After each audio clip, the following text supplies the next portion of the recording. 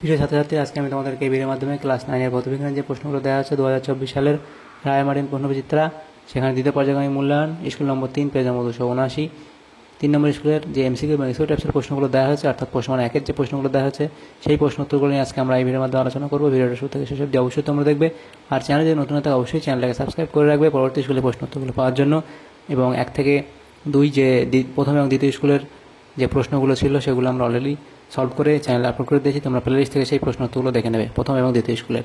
তো আজকে তৃতীয় স্কুল, সেখানে দেখো 3 নম্বর স্কুলের নাম হচ্ছে হিন্দু স্কুল। এখানে গ্রুপ এ এর মধ্যে 8টা এমসিকিউ প্রশ্ন দেওয়া আছে, 8 নম্বর বেতন করা হয়েছে। 1-এর দাগের প্রশ্নে বলা হচ্ছে সঠিক উত্তরটি নির্বাচন করো।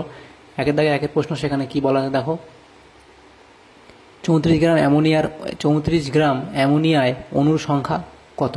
34 গ্রাম অ্যামোনিয়ায় অণুর সংখ্যা কত? এখানে তোমাদের হবে অপশান এ।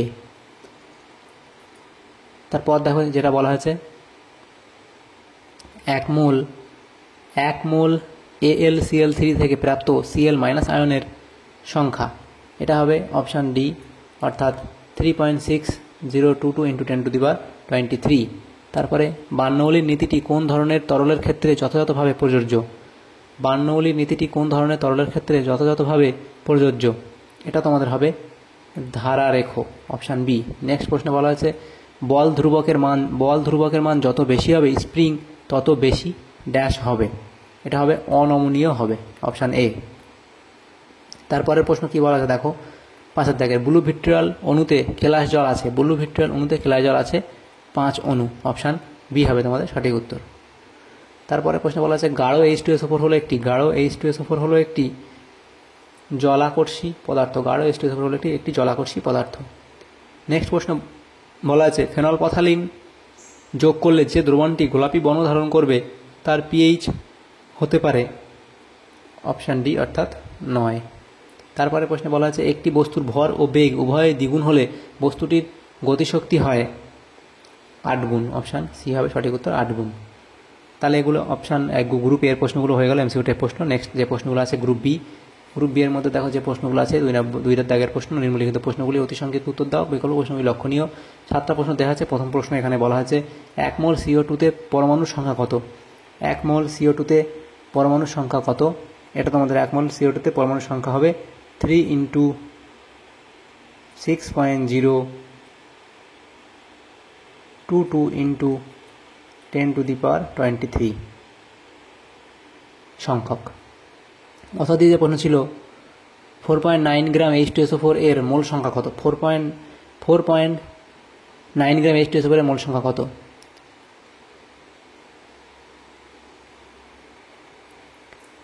যেহেতু H2SO4 এর হবে 98, তো সেই জন্য দেখো 4.9 গ্রামকে 98 দিয়ে ভাগ করলে আমাদের আসবে 0.05 মোল।